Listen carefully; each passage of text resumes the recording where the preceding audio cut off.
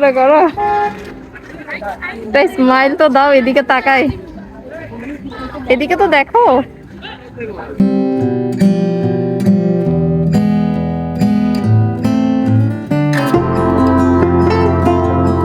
কেমন লাগতেছে সায়ান তোমার থেকে?